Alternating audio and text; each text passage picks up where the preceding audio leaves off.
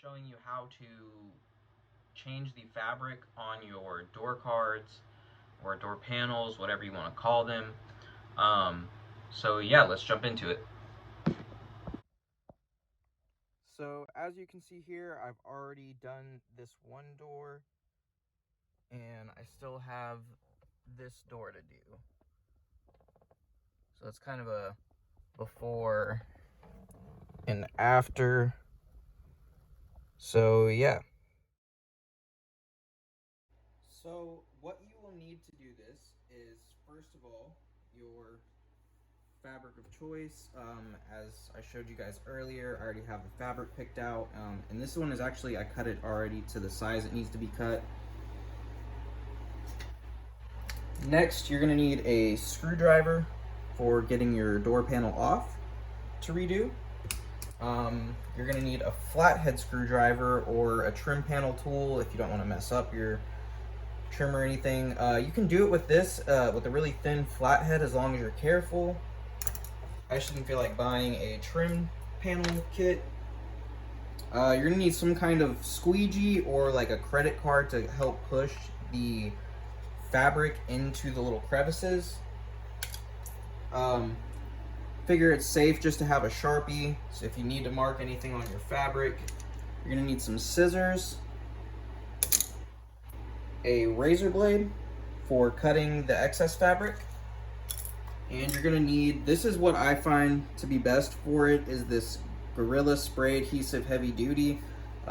This smaller can is like $5 at Walmart. Or if you want the big one, I did my headliner with a big can for $10. So it's not too bad. So as you can see here, I've got my door open. Depending on your car, it may vary. For my car, to get the door panel off, this whole entire piece, there is a little flap back here that you pull out and take. There's two Phillips head screws in there, and then there is two down below the door down here. And then when you pull that out, you have a control for your door that you have to unplug. And then this little piece right here, this just pops off on most cars if you have it. So that just pops off. And then as far as getting the door out, there's also a light in my door, so there's a little socket that you have to take out, but it's nothing too hard. And as you can see, there's paper flying everywhere. So yeah. I'm going to shoot a time lapse of me trying to take it out.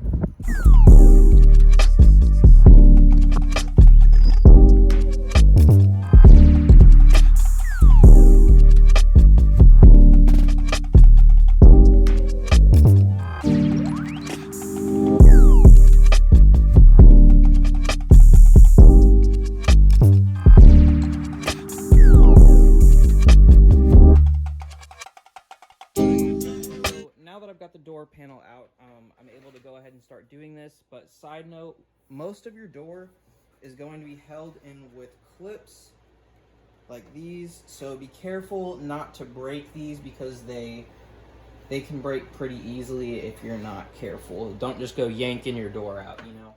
Other side note, this is also a great time to clean your door up if you want it to be really nice and clean. And wipe everything down. So the first thing I'm going to do is I'm going to take some packing tape or masking tape, whichever one you want, and I'm going to cover the areas that I don't want any spray adhesive to get onto, because if you get spray adhesive on it, then it's just sticky and it's gross and nobody wants to deal with that. So yeah, let's go ahead and get this on there, and then I'll come back after that's done.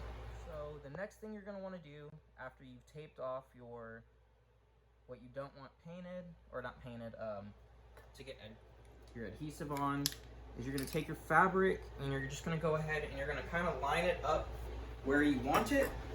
So I'm going to go ahead and leave just a little bit off the top right here.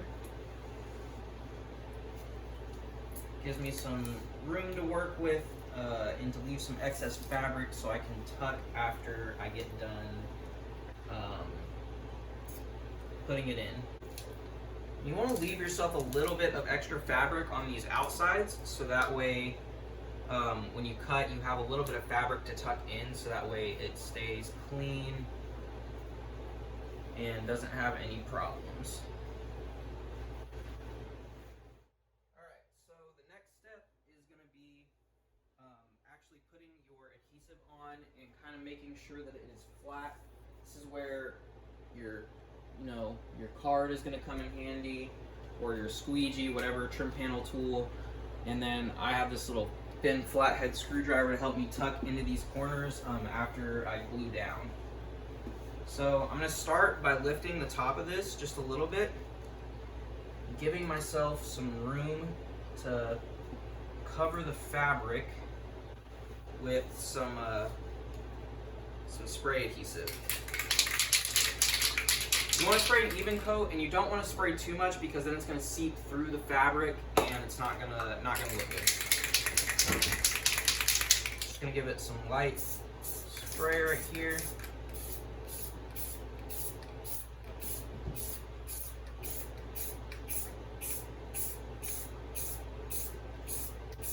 This also gives, you don't have to worry about trying to rush to put it on, because it does, you have a little bit of time to work with it, but you want to make sure that you get a good lay down and don't miss anything. So then we're going to take our fabric, we're just going to pull it up here, and then start smoothing it out down towards the bottom. Make sure you get all those creases and wrinkles out, so that way it looks nice and crisp.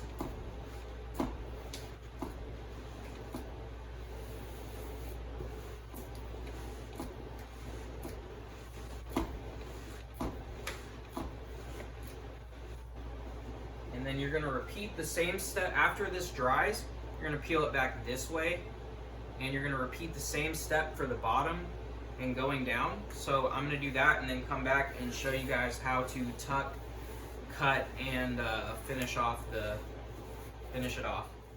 so now that I have my fabric glued down, I'm going to start tucking into the corners with this and this flathead over here, this really thin flathead. You want to make sure that you tuck it pretty good, so that way when you cut, you have a little bit of excess fabric and you don't have to worry about like really messing it up or anything. Like I said, you really just want to get into these corners and like trace it all the way around. It's pretty simple. It's not too hard. So yeah, I'm gonna come back after I finish that.